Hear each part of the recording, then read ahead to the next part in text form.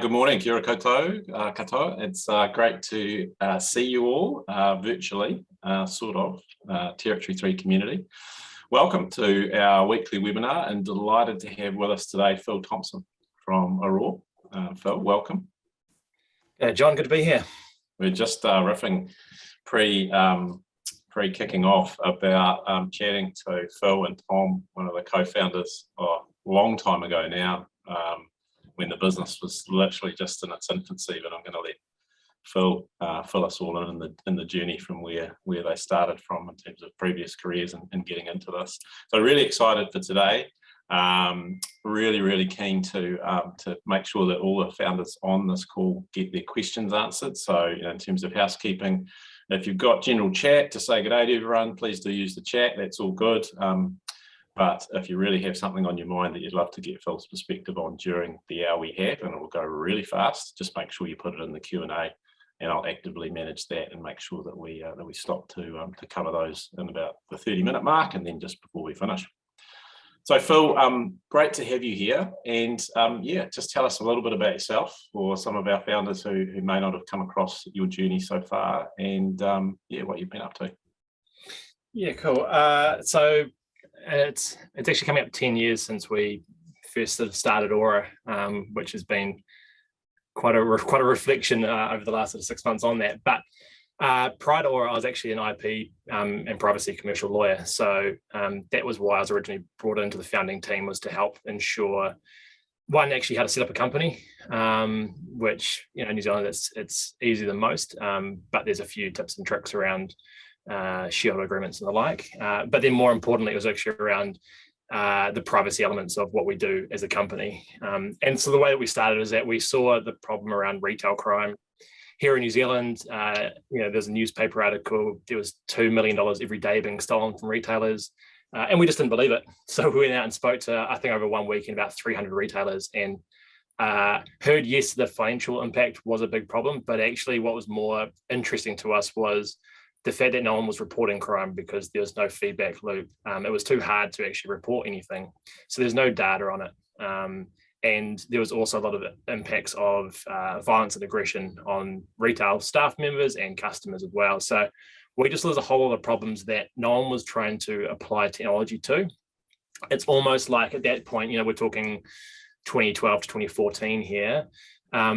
That was sort of the boom of e-com and online. So there was massive tech advances, I think, on the online fraud space in particular. So it's almost like the real world crime had just been ignored, and everything was going digital. So we went, well, actually, you can have a really interesting opportunity here of helping retailers to capture more information. And we ended up by, I think, with 3x the amount of data they actually got by using the platform.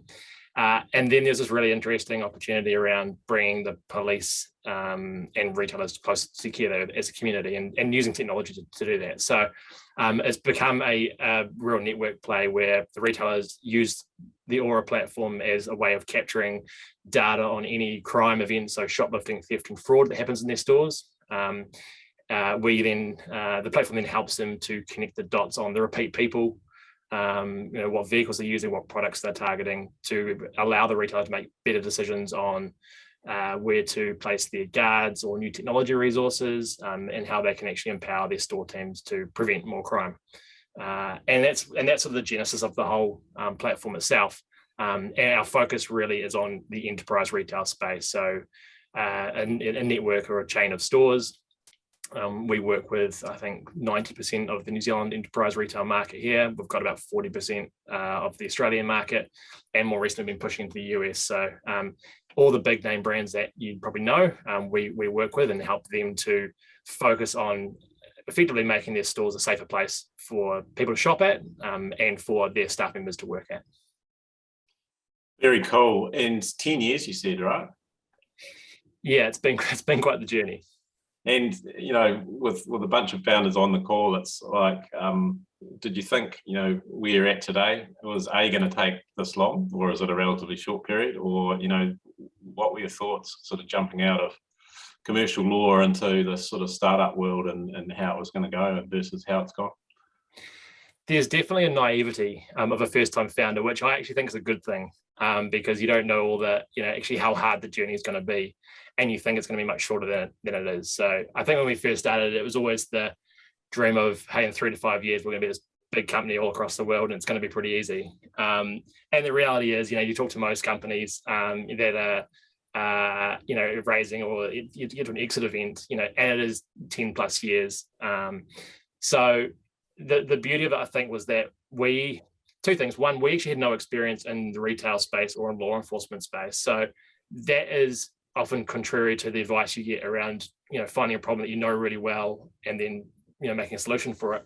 But because we had two sides of the network, it was actually a real benefit to not be on either side. And so we can actually just see the problems that both faced and create a solution for that. And I think if we'd been on one or the other, we would have built a great solution for a particular customer, but actually not for the entire industry and the entire world, which is what we're doing now. But there's definitely horizons that I don't think you can see until you get there. So I think the whole, going from 0 to 1 million in revenue is really, I think every time you get a new customer, it's a massive, massive growth, percentage wise, and every deal is a great deal. And then go from 1 to 10, it's sort of doing the hard yards and making sure you can get product market fit and scaling. And we're recently past that, and now it's sort of going from 10 to whatever, 20 or even to 100. You've really got to change the entire company to operate in that way. And so I think every part of the journey has been the hardest part so far. And I think we just keep finding more fires. I think, as founders, you've always got things that are going wrong in the business, and you have to decide which one's the most important to work on. But that's almost what keeps it interesting and keep you on your toes, because you've got to learn, you've got to keep innovating in terms of the product, but actually in terms of yourself. And you always got to be ideally 1 or 2 steps ahead in your own personal growth versus where the company's at as well. Yeah, very cool. So there's a couple of things I wanted to pick up there in terms of your perspective on it. One was just that point around actually being outside the industry, sort of looking in and the advantages that gave you. But also, can you talk a little bit about the founding team? Because I remember, there was a few of you, and just how that sort of shaped you having that view and how that sort of panned out. And I think there's a lot of people now who are appreciating the loneliness of the journey and probably realizing what I think often is good perspective for people to go into it with a team, a group of sort of passionate people on the same page. But really interested in your thoughts in terms of the Auror journey and that side, but just generally what you'd say to somebody, with hindsight of 10 years as well. Well, first off, any solo founders out there, I take my hat off to you, because it's incredibly difficult. I think, just the classic, it's a roller coaster journey, but I think what we know is just what's in a founder's DNA, the lows are always lower than the highs are high, because you're always striving for that next thing. And actually, we don't take enough opportunity to celebrate, where we actually are, along that journey. And that's a good reflection for us. And, every time we get a new customer or hit a milestone, our first thought is, okay, what's next? Rather than going, actually, that's pretty cool. And we've got some great people around us now who, help us do that. But we're just so fixated on the next thing that it means that actually those highs aren't as high. So if you're a solo founder, I definitely recommend you get a group around you of other founders that you can talk to, because other non-founders just don't have the same experience, I think. And it's those hard conversations that you can only really understand when you talk to another founder, I think. But back to where we started, we had 5 co-founders originally. One never joined the business full time.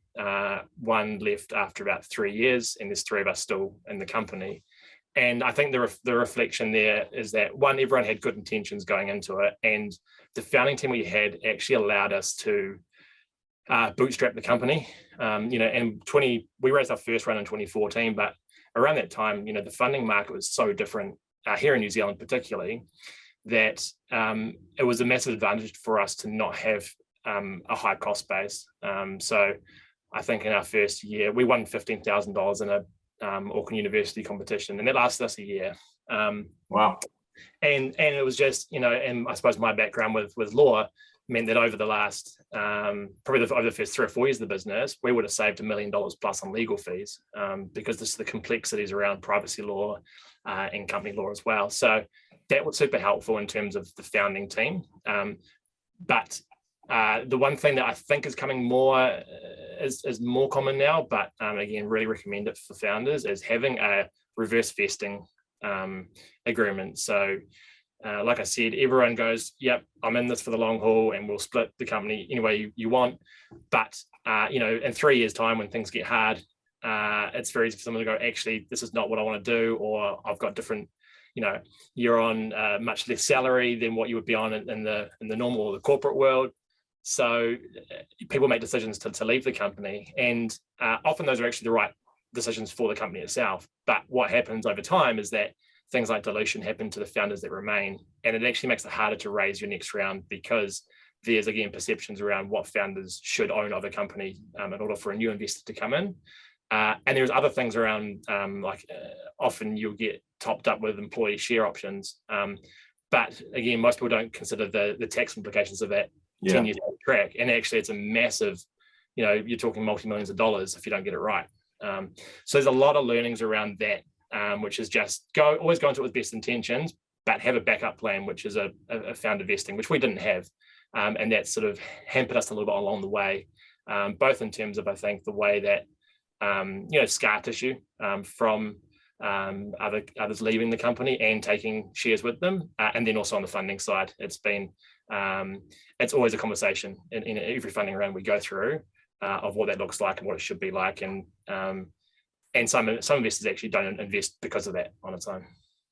Yeah, I'm so glad you're open to sharing that. It's always a question, knowing a bit of the history of the company. And I just think it's so important for, our audience and our community to, and even from a governance point of view, just to face up in those early conversations, which are always exciting and passionate about, you're going to smash the world with great success. But, asking that question, what happens if, things change? Because change is the only constant, right? So. And there's also recency bias when you have those discussions at a point in time where someone goes, hey, I've been working really hard for the last 2 years on this thing. I deserve all the shares that I've been given when I leave. But then you go 10 years down the track and go, if this person left when you didn't even have a customer, like what value actually was that? And you're really good at the beginning, but over time, that just is outsized by everything else that occurs within the company. But it's hard to know what's coming up in the future, right? So there's always that recency bias of how everyone perceives their value at that time to what they've given to the company. No one ever does what I tell them to or ask them to on these Zooms. So I see there was quite a cool question though in the chats, but folks, so that we can get through the questions, if you fire them into the Q&A, and it was around selecting co-founders, and I'd just be interested in you covering that sort of journey. Did you come together as friends, or did you go out looking for specific gaps? How did that all sort of fit in? Yeah, we didn't actually know each other. We all had a mutual connection as one of the founders that didn't end up joining the company full time. But he was really deliberate around finding different skill sets to bring in, and like I said, that really actually helped us at the beginning.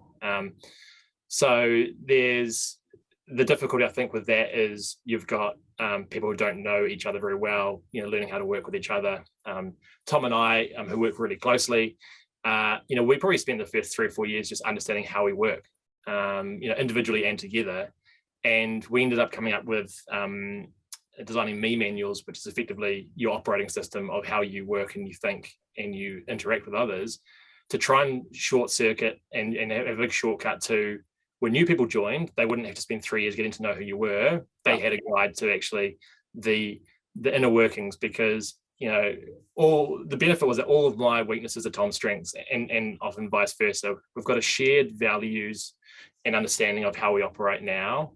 But he's a fast thinker, so he'll shoot from the hip, biased towards action, whereas I'm more of I prefer to listen and consider things before coming up with an answer. And you generally just think about everyone else in the world should be like you. So when you have this very different perception, it takes a while to actually understand what the other person is doing or thinking. And now we've got this really good place where we know what the other person's going to say before they say it, sort of thing, because we've had 10 years now on that journey. But definitely very hard at the beginning. So if you're friends already, that can have a benefit. But then you've also got the difficulty there of, if things go wrong or if you have to have a hard conversation, can you do that with a friend? So it's probably putting in some boundaries around what that is, and maybe even what sort of hat you're wearing, if you're wearing the friend hat versus the co-founder hat. We've got a really good place now where those things are so intertwined. We know, how we operate, so it's easy. But I think the lesson here, talking to a lot of other founders, is that you're always going to have co-founder issues. It's very rare that you go through a journey over 10 plus years without that. Yeah. But the advice I think I'd give is lean into the hard conversations, because the longer you leave it, the harder it gets, in just about anything, right? And actually being open to sharing how you're feeling, or we have this really good thing where if you're thinking something, that the other person has done an action for a particular reason, you can just say, hey, the story I've told myself is X. So it comes across as, rather than you're blaming the other person, they can go, oh, well, actually, no, this is the reason why I said that, or I'm doing this thing. And it's just a couple of different, mental models or heuristics you can use to have those conversations in a much easier way. And it doesn't become this thing that boils up inside you of why did my co-founder say this to the other person? And that's what ends up with the toxic culture, because you actually don't talk about those hard things. Yeah, I think that's great perspective, and I'd like to talk to you about culture as well, because I think it's so critical. I want to cover some of the aspects of scaling, because you're one of the few. It's a pretty small stat that's sort of crashed through not just the 1 million revenue barrier, but you've got a lot more zeros behind that. First, just quick shout out to our sponsors, because we can't do this founder community building without them. New Zealand Train Enterprise, Amazon Web Services, Bank of New Zealand, K1W1, Jasmine Investments, and Evander Management. So those are all folks who appreciate this kind of, we all want to be behind that journey that turns up the multi-millions of dollars and the huge increases in value. What have been the biggest challenges for you scaling the business? And then I want to come to the latest investment round and get your tips and tricks on that. But just generally speaking, in that sort of scaling journey from nothing to 10 plus mil. People, I think, is the obvious answer. Again, some of the mistakes I think we made early on was we raised a very small first round. So we had limited capital. We weren't paying ourselves very much. And we thought the best way of getting some more developers on board was that you'd hire a couple of junior people, and you get more bodies. But it's the classic, actually, one great person can do 5 or 10 times more than 10 other people. So I think the lesson there is actually you probably want to hire more senior to start with, so you're not actually training people up, you're not reliant on them. But we also always say that if we started again, we would change everything and nothing, because we are where we are now because of the decisions we made early on. So we're very much at peace with those decisions. But I think along the way, as you grow a team, there's a couple of things that you probably, as a first-time founder, you don't know. And the key one we learned probably 3 years in was you don't know what an A player looks like until you actually meet one. Right. You go and hire a team, and probably at the time when we're probably at 15 odd so people when we actually met a proper A player, who came in as a consultant, and we need a little bit of help on how we're thinking about going international. And they said, hey, well, I'll do a US market overview for you. And we were brilliant, and we went, cool. And our heads probably they'll come back in 4 weeks' time with some answers for us, right? And the next day they came back with 5 slides and all the research, everything else. And we're like, oh, okay, that's what good looks like. And we looked around, and again we went like, if we want to get to where we envision we want to go in 5+ years, we need to have a real good think around who the people are that we want to be hiring. So there's that, and I think over time now we also know that great people also hire other great people. So the maxim, A players hire A players and B players hire C players, because the best want to work with the best, and they're not put off by people that are better than them. So that's the sort of one part that we ended up changing a lot of how do you actually rebuild the team as we go. And I think you just also learn so much over that time around yourself and what you need. You don't necessarily have the foresight as an initial founder around things like culture, which relates to people. We weren't deliberate at the beginning around DEI. And it got to a point where I think we'd hired 10 people, and you hire your friends and people around you, and we ended up with 10 guys. And we had a good chat with the board, and they said, hey, just look around you for a second. Is this the company you want to be building? And it was like, we've got good people, but longer term, our vision is actually, we have a direct impact on our communities that we operate in, and the users that use our product. We want to make sure that they're all represented within our company. So we ended up having a really deliberate strategy around focusing on our DEI strategy, and it's taken 7 years. Again, these things you can't turn around overnight, but we knew we had to start somewhere, and we've got plenty of ways to go as well. But we hired our first woman to the team. We're very open with her around the fact that you would be the first woman to the team, but we're aware of that. We've got this journey we want to go on. Are you okay with that? And she was amazing, and she's still here 7 years later. And over that time, we're now at 54% women and gender diverse within the team. So that's just because we've had that decision and plan. You end up making better long-term decisions on who you're hiring and what that makeup looks like, because your team is a puzzle, and diversity is one part of that. But even the skill sets you hire, if you hire one person who can actually fill 3 roles, then you're constantly changing what those next pieces look like, rather than having just a straight hiring plan. We're going to hire these 10 people and that's that. So there's a lot we've learned, I think, around just being deliberate on everything, culture and people. And I think as we've grown and scaled, that's often where things start to creak. We're going from 10 people to 30 people across multiple offices. We had to learn how to do things more asynchronous and virtual. Going from, over the last 12 months, we went from 40 to 95 people. Everything changes again on how everyone knows each other intimately. We're working together for a couple of years, but suddenly you've got half the team are brand new, and they're all looking at your guiding principles or values and mission statement, and now you've got 95 different interpretations of what that means. So you got to do a lot of work and a lot of communication. And I think that's the thing that we're working hard on now, is actually how do you make sure the communication is really, really solid right across the company, both verbal, but now more so written. It becomes even more important, I think, with the way that your team grows globally and within time zones as well. Yeah, and you made a really good point around A players. And you're an ex-lawyer who jumped into becoming a co-founder, who's now a CEO. So maybe to whatever level you're comfortable. I mean, how do you view the A player journey for the people who are there from the start, given the scale and experience you now have to have, which is often quite different, scrapping it out to get to 1 million, but then there's like scaling to 10 and so forth.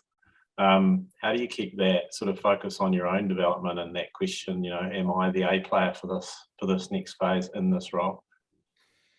Yeah, I think you've got to, I think the best people are wanting to learn, and they're hungry for new information, and they want to be better. And I think there's 2 parts in my mind to that. One is just the practicalness of, you've got to be in the situations. You've got to have you've got to make the mistakes, I think. Ideally you make it once, or you learn from someone else's mistake and don't make it.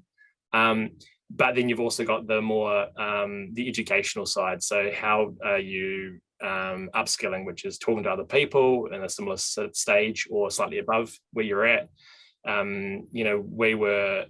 We were reading, listening and watching constantly as we grew. We knew that culture was really important because we'd seen how Airbnb with Brian Chesky had done it, back in 2014. So that was from the very beginning. We knew that was a really important part of what we wanted to build. And then you've just got to keep asking yourself the question of, am I the right person for this? And again, when you start, you do everything, right? And actually along the way you go, can someone else do this better than me? If they can, you should hire that person or hire that role. And then focus really on what your strengths are and how you can use them to unlock 10 people rather than being one person. But there's definitely people that prefer or are good at different sizes and stages of a company. And it's also identifying that, like, you don't want to hire the person who's been at 1,000-person company that's all over known, and you bring them in when you're 5 people. It could work, very rare, but they'll be looking at, big processes and policies and communications that aren't necessary when you're trying to move fast as a small company. But over time that evolves, and the best people will scale with you. And again, we've got Our junior developer, who is our first employee, still with us today, Wow. 8-9 years later, and they've grown and scaled with the company really well. So you have people that can do that, and those are the ones that you do really want to hold on to and give them opportunity. I think that's the key thing, is that everyone always assume that everyone's the smartest person in the room, and give them the opportunity to be that until they prove you otherwise. Yeah, cool. And I know a lot of our community today will be listening to this live and then on demand. It's I guess the question, and credit to you and the founder team that's there, because you've now raised serious money investment, and they dive into the people aspect in terms of making sure that their investment is maximised. So you've been through those tests and you're still there. And I'm sure you would have decided, in the interest of the company, if the fit wasn't there or the feedback was back. But just walk us through, and I'm sure we'll get a lot of questions on this, and folks just bang those into the Q&A. Your thoughts at a high level initially around the investment journey, from that initial round. And I think you already shared some thoughts about how you might have done that differently through to the latest, most recent one. And I can never remember whether this information is public or not, so I'll let you share the actual numbers if you're comfortable. But to the latest significant round, and sort of your thoughts in aggregate over that process. Yeah, so we raised our first round in the beginning of 2014, and like I was saying earlier, the market was so different. Like the New Zealand capital market was at that size and stage was so early on. It was almost, there wasn't a lot of opportunity or options to take. So our very first round, I think, was $300,000 on $1 million valuation, and it was tranched. So we actually only got 100K at a time.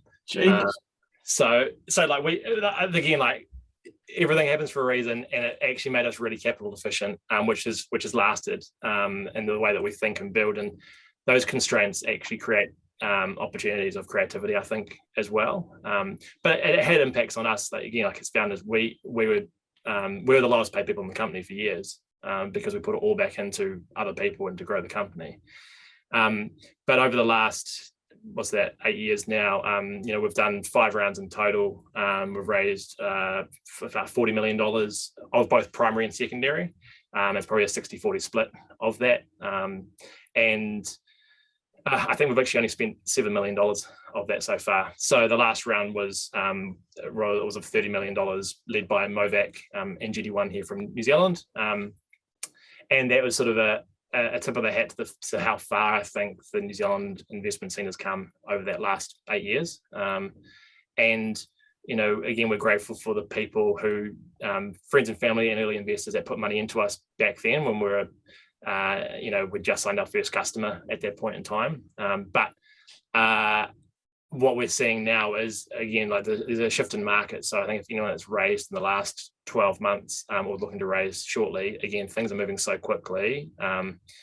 Just need to be careful around expectations, I think, and even just some interesting things. And again, I think New Zealand, Australia has grown a lot closer in terms of valuations to the US, which again, 5+ years ago, it was just so different in that regard. So, and you're getting some really good investors and operating partners here as well. So when we went for our last round, we actually started to see that, we spoke to 60 odd investors from around the world, and actually the level of sophistication here made us want to take on New Zealand money. One, because we actually would like that to cycle back into the ecosystem if we're successful, as is the country.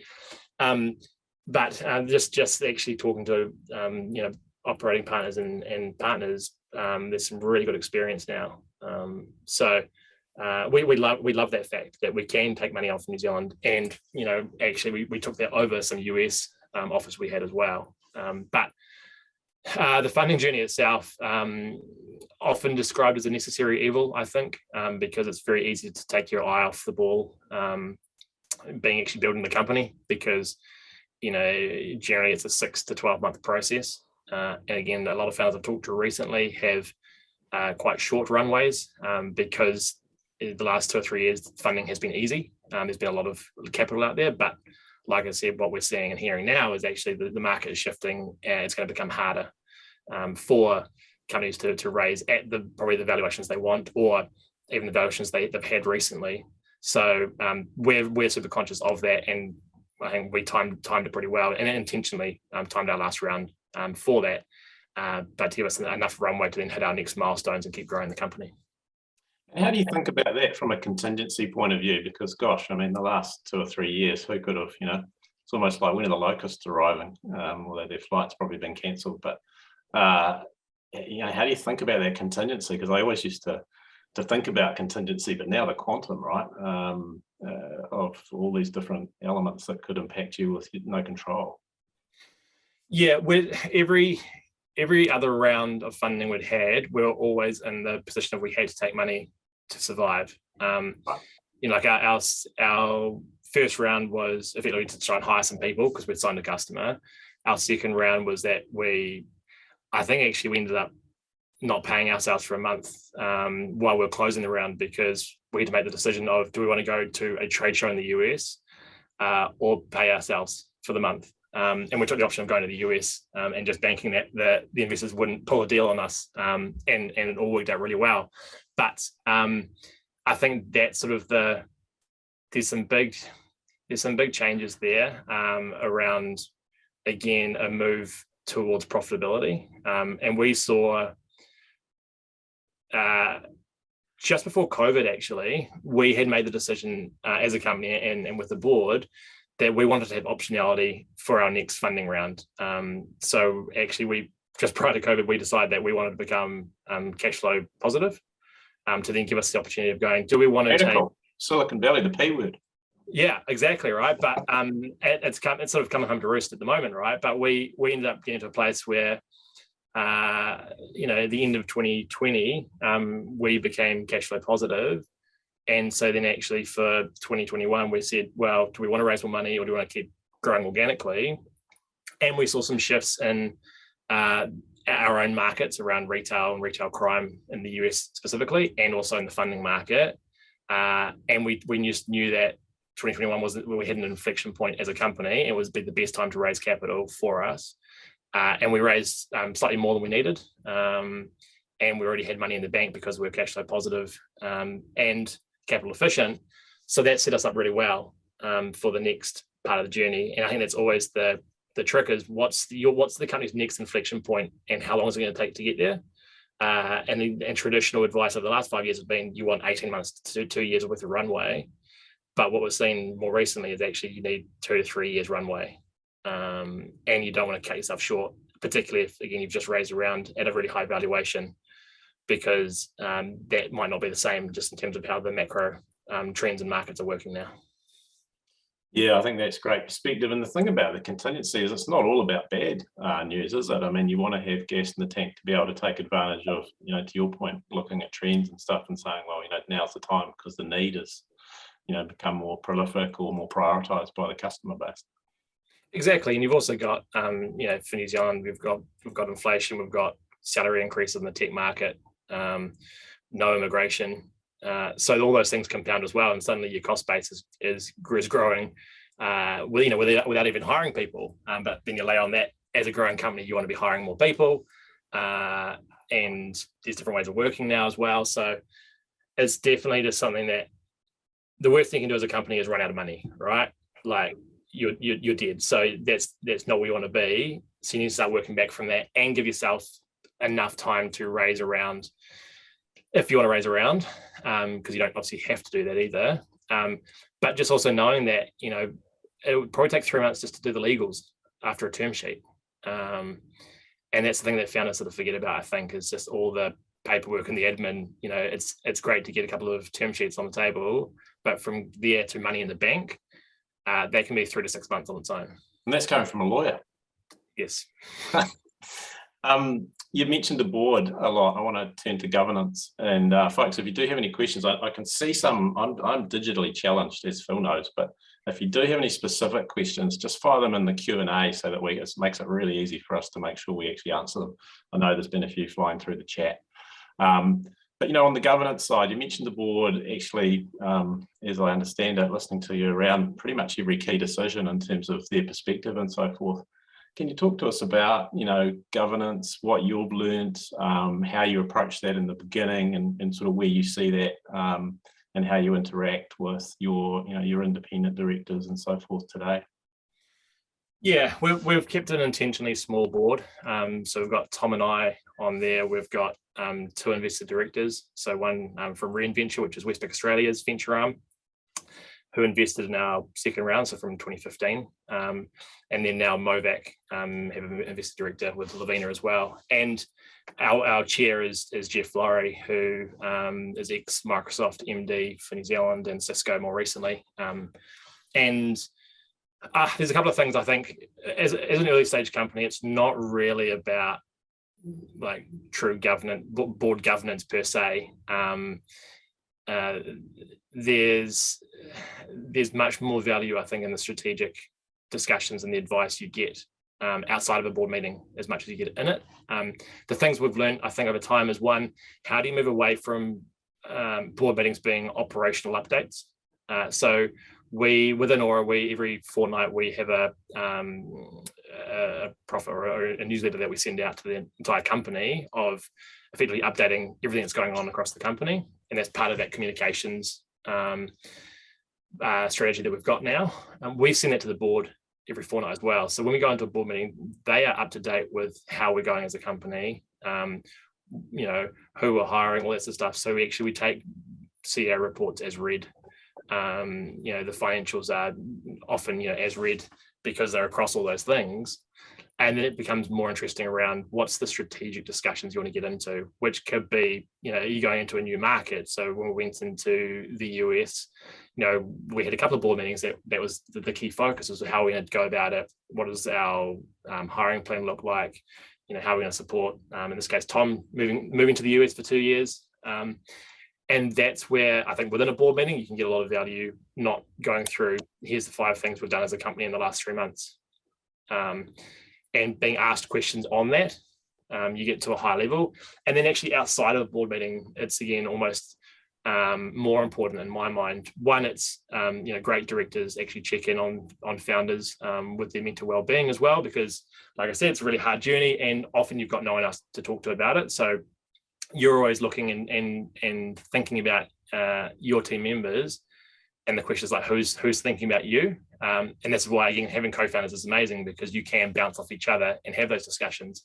But I actually think a great board does that as well, and they check in. They also see the similarities across the company portfolios of what's going on. So in 2018, we did a full rebuild of our platform.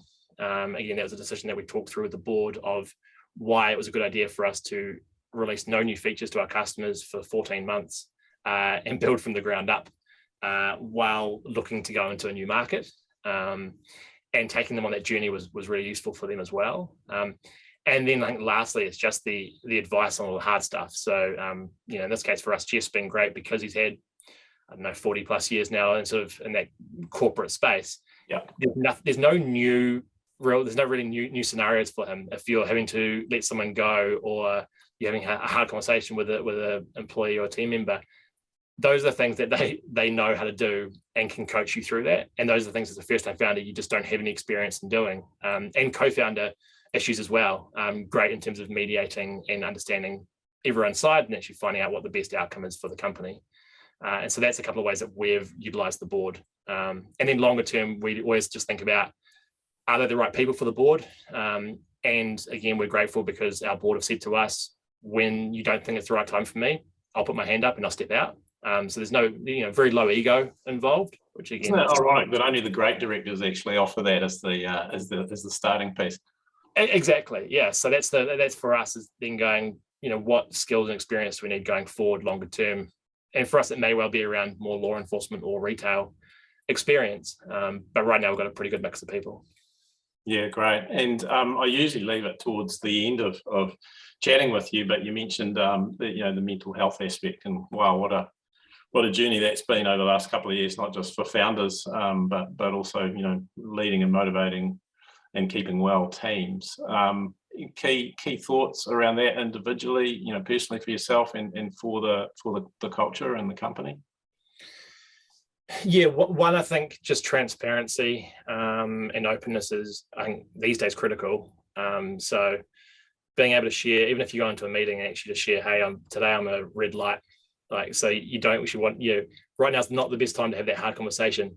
Let's find a better time when we're in a good mental headspace.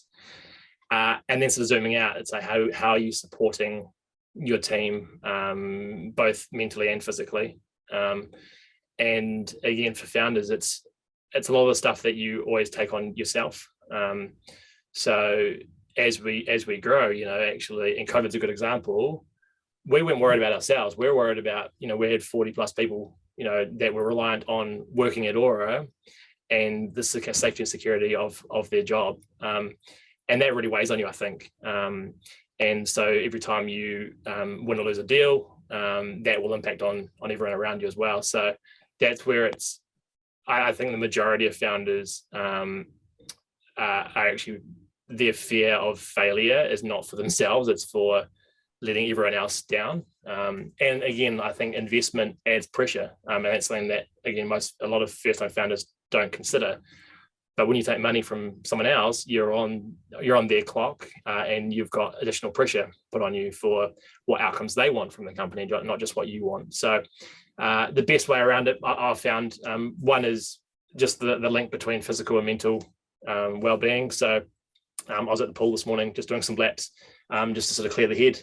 And I feel that, if I don't exercise for sort of 3 days, then my mood it changes, and not for the better. So it's just trying to think through those things, of what makes you a great person and what things do you need to do to look after yourself before you look after others. And then you add on top of things like families and even for investment wise, when your family and friends invest in you, again, more pressure. You don't want to let them down. It's their money that they've entrusted you with. So I think, looking after yourself, one, and two, talking about it. And like I said, talk to other founders about it. And, I suppose sessions like this is really good. I was at Morgo last weekend, and just being open with others in an environment where you can. It's not the highlights reel. LinkedIn's great for that. Look at all the great things we're doing, but it's actually under the surface of, here's all the hard things that are going on, or things that are on my mind that's making me not sleep well at night, or making me worried about where we're going as a company, and finding people to talk to about that. I think it is important even just to share and vent is useful. Yeah, that bright and shiny persona that just seems to be attracted to entrepreneurs and founders, the 20-year overnight success. It doesn't help the mix. Right, I'm going to go to questions, mate, and we've got one from Savannah. Hey, Savvy in the USA. Oh, sorry, I've nicked your question. I think mostly it's about, how do you take care of your own mental health and stay excited about 10 years in founder life? And the second piece of that is, what are you hoping the next 10 years brings? Yeah, so like I said, exercise for me is really, really important. Tom and I, as co-founders, we talk every day, and we sort of have a helicopter view across the company. And again, often it's sharing a problem shared as a problem halved. So, if it's not even solutionizing, it's just, hey, I just need to talk about this. Super useful. Prior to taking on the last round of investment, the three co-founders, we sat down and just actually talked through, if we take on this amount of money and this amount of pressure, are we prepared to go on the journey for the next 3 to 5 years at a minimum, and see this through the next stage. So again, we're deliberate around that discussion, and everyone went, do you know what? Like, there's no place we'd rather be. Almost, we feel like we're just getting started. We're adding value to customers, but there's so much more opportunity out there for us in the company. We actually got reinvigorated by that discussion and going, what's possible for us. And I think that's just a really important thing to talk about. Again, it's going like, where do we want to be?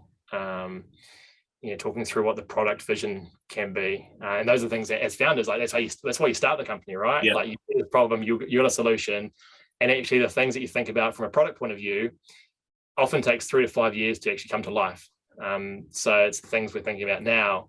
that, actually in 5 years' time, this is going to be really cool once we can actually bring it to life. So for us, that's what we're excited about, I think, is that next stage. And money, like for us, capital raising and headcount aren't success metrics, but they're often necessary resources to help you grow and get to where you want to get to. So again, just very, very conscious that raising money isn't the end game. And for us, we actually don't have an end game in terms of exit. Our belief is that great companies are bought, not sold. And like I said, we've got so much more to do that it's not even on our front of mind for us. Yeah, cool. Yeah, no, I always reckon great companies always have options too, right? There's never just one path. Yeah. That's very insightful. And I think that the point you make about just chatting about where you've got to, it's like the cheapest therapy for remotivating the team and the good times and the bad times, and just like where you are. It's great perspective. And even we're talking about this the other day, actually, even the people that you've met along the way, then almost the naysayers, the people you've heard no from, again, you work off a bit of that chip off the shoulder and a bit of spite. Feels good, doesn't it, Phil? Come on. It's fire in the belly. No, definitely is. Like, I'm going to prove these people wrong. And again, like I remember, 5-6 years ago, we were told that this company wasn't, the problem wasn't big enough to solve, to be a big enough company. You're never going to get to X amount of dollars from Australia and New Zealand. We've blown through that, and even early retailers have said, we wouldn't ever use this product. 3 years later, they come and buy it from you. Those are the things that go, actually, it's really satisfying. And the people that say to you, hey, it's okay, you can always go back to be a lawyer. I love that one early on. It's like, no, I'm going to prove you wrong. And I always say I retired from the law when I left, because I didn't want that as an option to fall back on. You've got to almost jump off the cliff and fly. Yeah, that's very cool. And I think it's fascinating, isn't it, when you are actually genuinely creating value. I remember with homes.co.nz, our primary revenue stream is real estate agents, and real estate agents hated us taking their role as a valuer, what they thought was their role as a valuer of people's homes. And we used to get people subscribing to us to say, hey, look, I hate you as a platform, but I really can't avoid it. We need to take a subscription, and sort of, there's some satisfaction more from the point of view of creating value between their customers and their business that really feels good, eh? Jim Robinson, g'day Jim, you're a regular visitor on our webinars. His question is, he's thanking you for the talk, and lots of good stuff in there. I totally agree with that. His question is, you may or may not be comfortable with this, what the Postmoney was for the investment from Movac. Just curious if you can share on that, and the negotiations on the term sheet to whatever level obviously you're comfortable with or not. Thanks, Jim.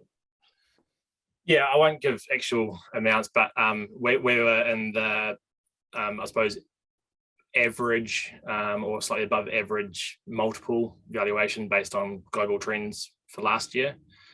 So effectively a multiple of our annual recurring revenue. And in terms of the terms,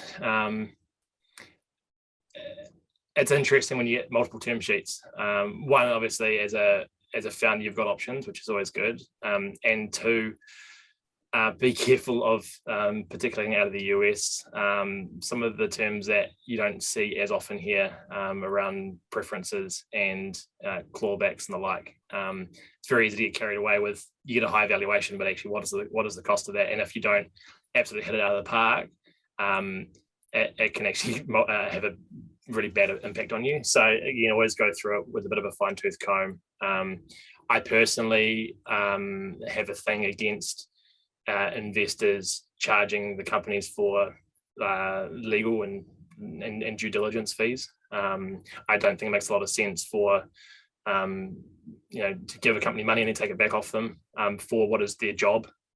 So I've had a number of conversations over the years with our investors around that in particular.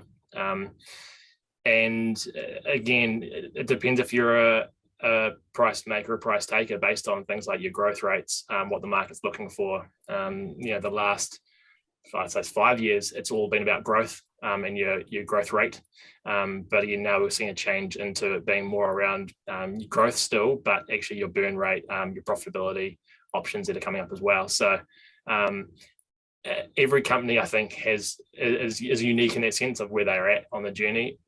Be very careful about what you hear coming out of the market generally, I think, as well. So a great example, last year, you're starting to hear a lot of really high multiples of, 25, 30, 50x revenue. And you start looking, going, oh, great, we're going to, makes us really valuable. But when you start talking to investors and asking those questions, actually what you find is, one investor shared with us that the company that they just invested in at a 25 times multiple, they were growing at 300% a year on a 20 million US run rate. And you start going, oh, okay, it makes a lot of sense. And their market was massive. So it's like all those little bits and pieces that it's very easy to hear one or two things and go, oh, my valuation should be X. But ultimately it comes down to take more money than you need if you're raising money, because it's always slightly longer and harder than you think. But also be very conscious about taking money and when you need it to get to that next point, because you don't want to be caught short either. So horses for courses, I think, is the ultimate thing. But be careful of term sheets and the fine print. Yeah, nicely answered. You can take the lawyer out of the law, can't you? But it's still there, still floating around. Grant Johnson, g'day. He's interested in this, quite a cool question. Grant thinks what your routine every week looks like, and what you focus on now that capital raising's put to just put a little bit further out on the agenda. Yeah. So again, like I mentioned early on, that it's very easy to take your eye off the ball when you're capital raising, because it takes so much effort to talk to all these investors and then actually do all the legal and admin work at the other side of it. So I was lucky in the sense that, Tom and I, being across the entire company, we split that, where he was focused on that drive forward of the company and I was primarily focused on the capital raise. So I was very glad to see the back of that at the end of last year. At the moment, in terms of week to week, it's so variable right now. Partly thrown to the mix, I've got a 2.5-year-old and a 1-year-old. So prior to that, you'd have a great morning routine where you could wake up and meditate and go and do your exercise. And now you get woken up at 5 a.m. in the morning by screaming kids, and have to be on the road into work by sort of 7:30. So yeah, you're in the house now, basically. Yes, yeah, and for the next 5-10 years I am. But again, it comes down to now the size and stage we're at. For me, a lot of it is around how do I help unblock other people. So again, I'm more of a soundboard for people with their making sure they're aligned across the company, but also they want to run something past me. We've got 10 years now of context and knowledge that's often in our heads and implicit. How do we make that more explicit? So I'm trying to do more writing in the week, meeting with my direct reports, and then now it's almost a bit of a switch back to how can we help think about that product strategy for the next 5 years as well. So it's just so variable right now, and if you can have your own routine, awesome. I try and carve out like an hour or two in the morning to do just one thing, that you can then go, right, the rest of my day is going to be chaos, but if you can do one thing you're happy with your day, do that. Yeah, that makes sense. And I guess if I'm hearing it correctly, the summary is sort of that classic adage, try and work on it rather than in it. Yeah, it's very easy to say, right? It's much harder to do. So again, we've had opportunities as travel is actually really useful in terms of sitting on a plane for 12 hours without the internet, just to talk with your co-founder about what's going on and drawing down some plans. So looking forward to that coming up again. And that's probably the best time to actually just unplug a little bit from at least email and Slack, which can become quite overwhelming. So yeah, it's gonna be an interesting next 12 plus months. Very cool. We've got about 7 minutes to run. Gosh, it's gone fast. And now Murphy's Law as always, and it's great. Don't get me wrong. We've got a bunch of questions, so we're going to try and sprint through them here in the time we've got. Hirsch Shah, he's talked about hiring more experienced people and the importance of communication as you scale early. What have you learnt about scaling a team from the 10 to 50 to 100, and which role, in terms of which roles, and how to keep the org structure tuned, I guess, in terms of that growth? First, I think hire people that are okay with change. Just title changes, role changes, the people, it's almost the specialist generalist, the people that just don't mind getting into doing anything that you can point them at, the people that want to find a problem and solve it. They're the great people that can get you from that 10 to, I think 10 to 30, I think is probably in our experience, that next part of the journey. And then I think like a 30-ish, 30 to 50 is probably quite a cool space, where you've got enough people that you're not doing everything yourself, but you intimately know each other and how you work. And then, you know, going from 50 to 100, like I said, it does really come down to that communication and trying to figure out, your job becomes more about an aligner, if that's even a word, right? But it's all about how you're sharing your strategy, making sure that people aren't running off in 10 different directions on things. And again, it makes it harder when you can't get on planes. Having to, you know, we've hired 15 people in the US in the last 9 months remotely. Same in Aussie as well. So it's just harder in the environment we're in at the moment. But ultimately for us, it's really just find the right people for that size, and ideally, like I said, they can grow into it, and don't get wedded to titles. I think it's another key thing. Don't give out VP and chief titles really early on. Oh my goodness, yeah. Business card titles, car parks, and desk location. Through my pet hates. Savvy's got another question. Building on the power of quieting the hate. They're not haters, Savvy. They're just mildly confused, I think, about, you know, what they're hearing. Let's be kind to them. Her question is, where have you found the most genuinely supportive in New Zealand or abroad when it comes to those aspects of investment, mentorship, and customers? Thanks, Savvy. Yeah, I'll sort of work backwards on that one. From the customer side, it's the innovators curve. You'll always find those early adopters that just believe in your vision, and as founders, you've got this unfair advantage of being able to sell that.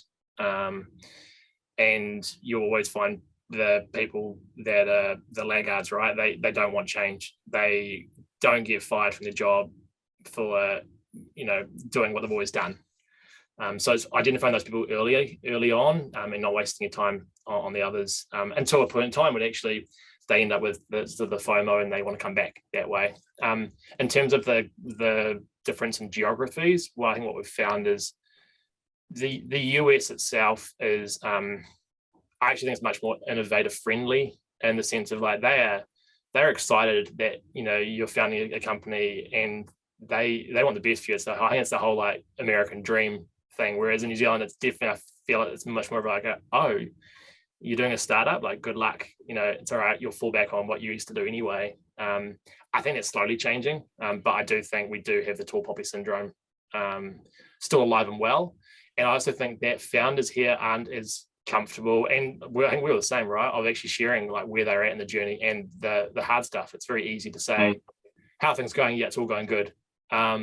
It's much, you know, but actually talk about that, what's going wrong with the right people is important. But again, you know, in years gone by, you wouldn't want to share what revenue you're on or all that hard stuff. So I think I'd like that to change, and part of, you know, talking about the stuff is to actually show that it's fine, it's okay, and hopefully people learn from that and become more open. And I'd like to see New Zealand really change their way of thinking around, you know, particularly the tech industry. It is the future of the country, but as a society, and particularly as a government, we can do so much more to make us this knowledge economy and draw the best people in from around the world. And I do think we missed that opportunity during COVID to make that come true. Yeah, no, great perspective. And I think, yeah, that's the big challenge, isn't it? Is just getting all that culture changed in the community itself. I mean, part of the reason, you know, Landing Pad kind of was the victim of its own success, getting to hundreds of people turning up to our jams and stuff. But then founders couldn't share because, you know, it had been useful when they started to bring their teams, and you really need that close space, which is why, you know, we're really appreciative of folks like yourself coming along to these, because, you know, the founder work actually is now what we've reimagined with Territory 3 will actually sort of start that chain again, because you end up having to be really careful if you do get, you know, into these larger scale events about what's really on your mind. Steve, g'day Steve. Did you get any US or UK investors at any stage, and did they want you to set up US companies rather than a New Zealand company? Yes, we had a US investor join the last round. They invested into a New Zealand company. It's a change, I think, in the market now where US investors in particular are more open to investing and not making you flip. It's a very common thing for that to be talked about, but flipping has a massive impact on the company, on shareholders, on tax. So unless you really have to do it, I'd recommend not doing it if you're a New Zealand company already. Cool. Karen, she asks, were there times you promised milestones were not met? No, never, surely. And how do investors work with that?